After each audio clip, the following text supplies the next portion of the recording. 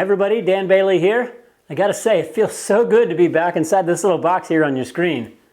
It's been a long time since I shot a YouTube lesson, and that's largely because I crashed my mountain bike back in April of this year, and I tore my rotator cuff pretty badly. So I had shoulder surgery in May, and I spent the entire summer recovering. And then when I did start to feel better and it got nice out, all I wanted to do is ride my bike since I missed the whole summer. So anyway, I'm back today and I've got a brand new video for you.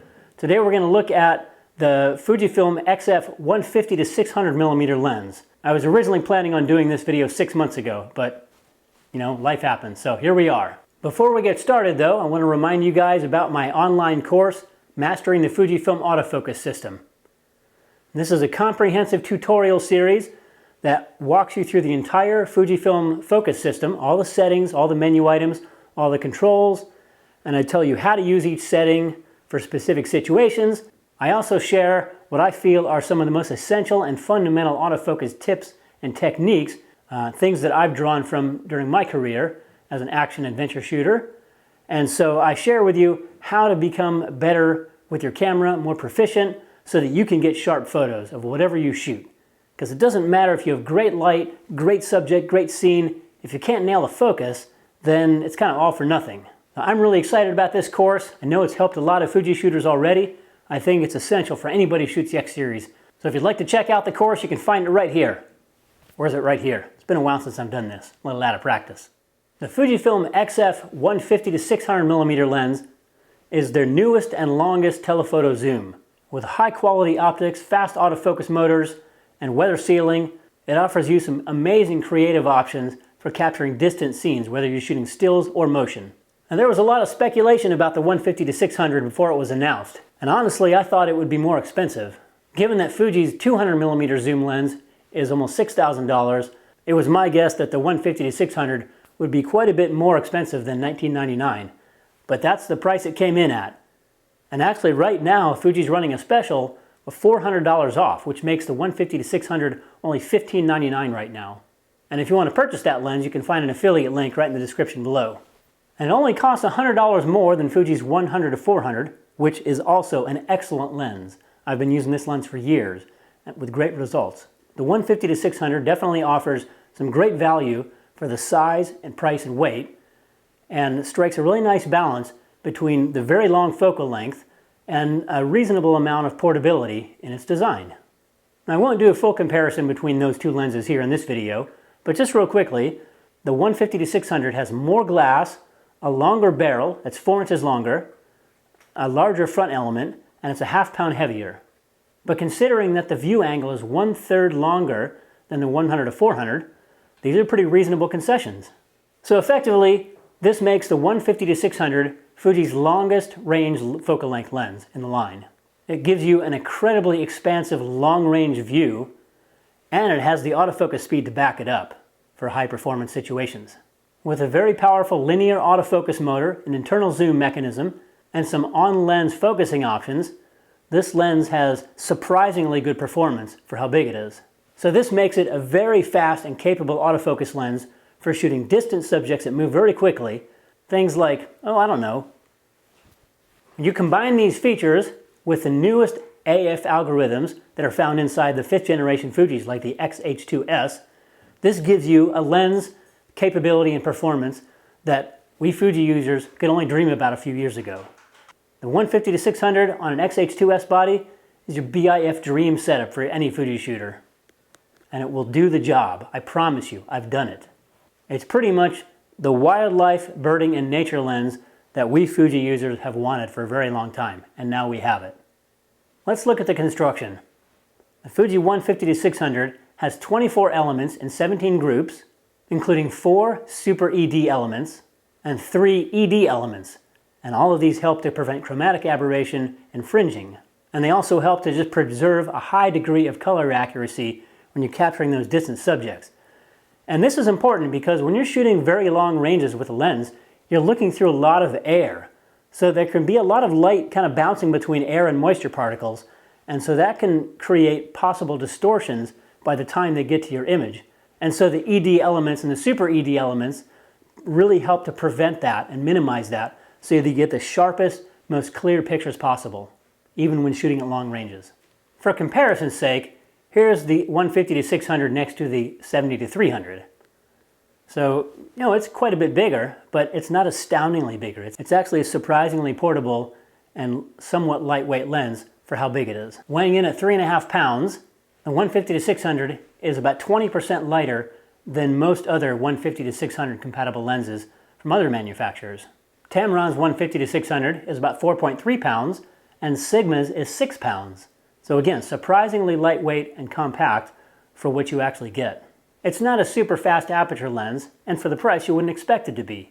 The widest aperture you can get slides between 5.6 and f8, depending on how far you've zoomed the lens out.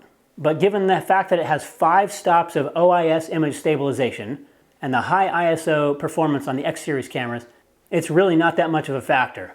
Crank the ISO up a little bit, use your stabilization, you're still going to get some really good looking shots. And of course your minimum apertures extend out to f11 or f16 when you're using the 1.4 or the 2x teleconverter. But even that's not the end of the world, especially on the newest Fuji bodies that have incredible high ISO performance.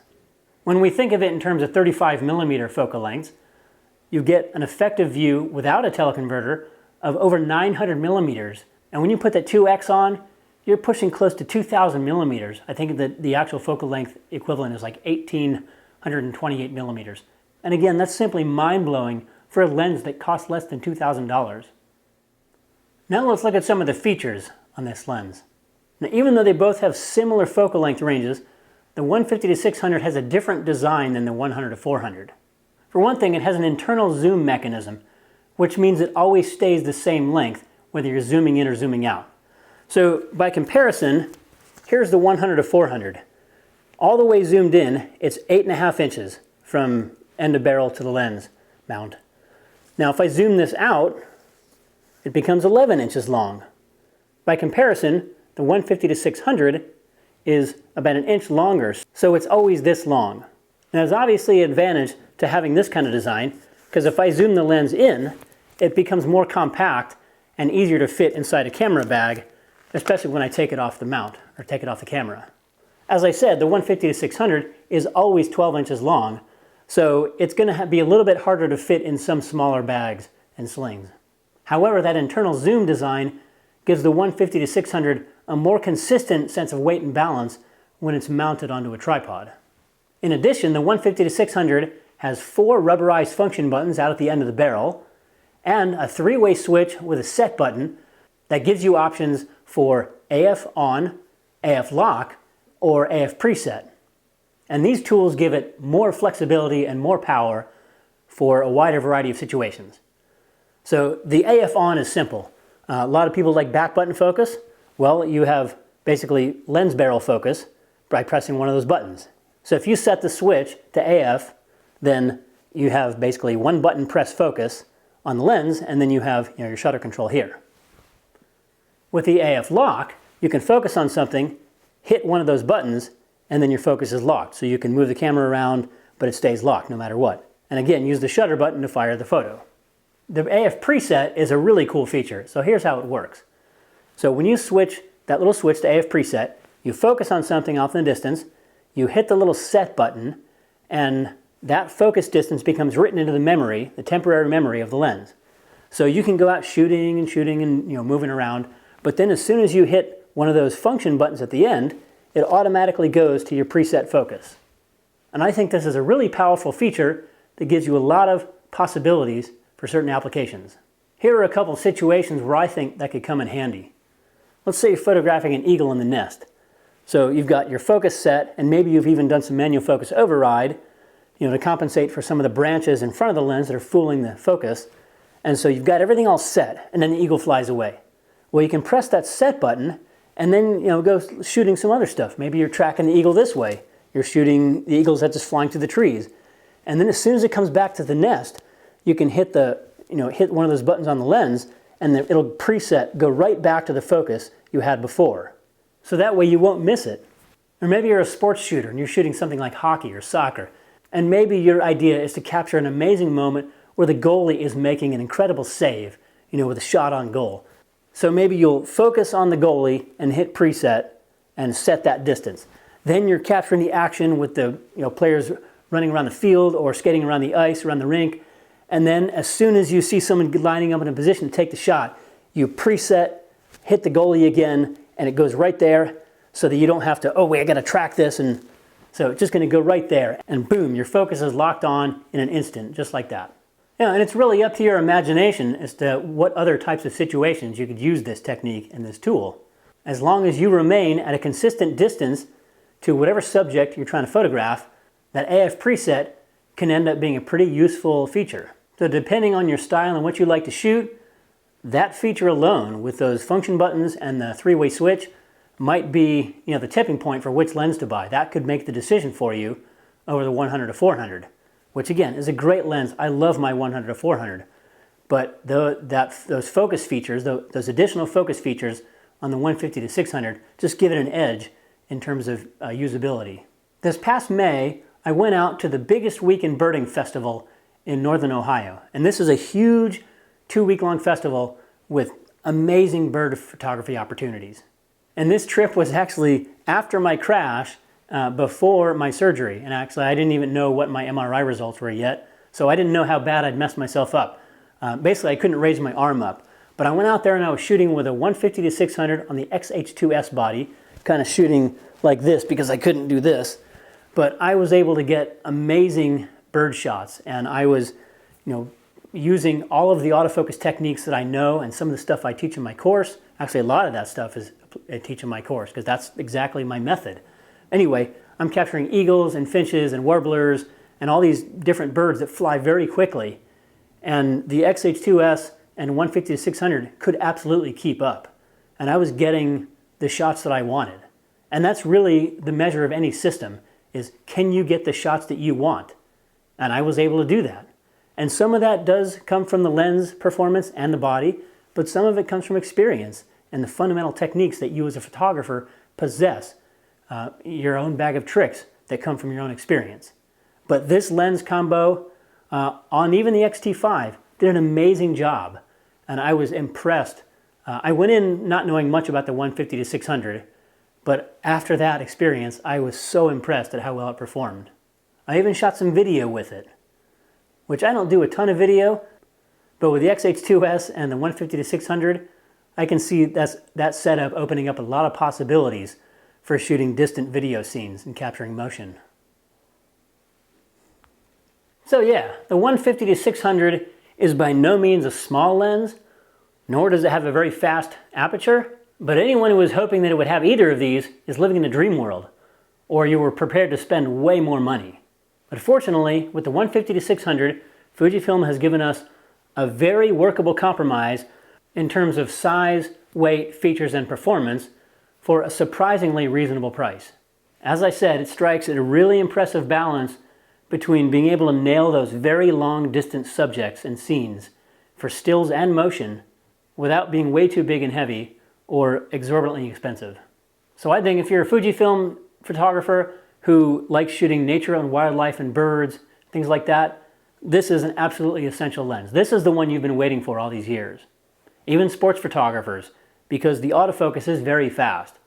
Indoor sports, it's not very fast aperture lens, but outdoor sports, it's going to keep up. And as I said, I used it on the XH2S with incredibly amazing results, but I also used it on my X-T5 and got amazing results on that setup too. They both have the same 5th generation focus capabilities. The XH2S has the stack sensor, so you can shoot at faster frame rates, up to 40 frames a second, blackout free. And it has slightly faster subject detection, but really not that much faster. I think that the X-T5 keeps up surprisingly well. The X-T5 isn't really built an action camera, but I've shot action with the X-T5 and it will absolutely get the job done. Add in a lens like this, and you're going to have even more capabilities. And I think even with the older bodies, X-T2, 3, and 4, you're still going to get very good results because the lens motor is very fast and you have those on-lens controls for focus, lock, and preset. And let's not leave out landscape shooters. I love shooting long telephoto landscapes with my 100-400, even with the teleconverter. I've shot a number of very long sunset, moon scenes, or just details out in the landscape, where you have that amazing level of compression with a long focal length. So yeah, there's no reason a landscape photographer wouldn't also have an absolute joyful time shooting with this lens and get incredible results. And finally, as I mentioned before, right now, at the time of this filming, the 100-400 and the 150-600 are on sale for $400 off. So the 150-600 is $15.99 right now. The 100-400 is $14.99. You can find links to both of those lenses in the description below. Okay, I'm going to end here. Man, this is my first one in a while. How did I do? I do okay? Seemed to go all right. One more thing, my X Series Unlimited ebook, the fundamental, essential missing manual to the X Series guide. So if you are a Fuji shooter, you definitely want to check that out. And I've got my Fujifilm autofocus course, and I'm doing online coaching right now. So you can find all those on my website and blog. And of course, please leave a comment and check out some of my other videos on the channel as well. So this has been great fun. I'm glad to be back. I hope you enjoyed this video. You can follow me on social media and Patreon at Dan Bailey Photo. So thanks so much for watching. Thanks for being patient with my long absence. But hey, I'm back now. We'll keep doing this again. So have fun with your Fujis out there, and I'll see you next time.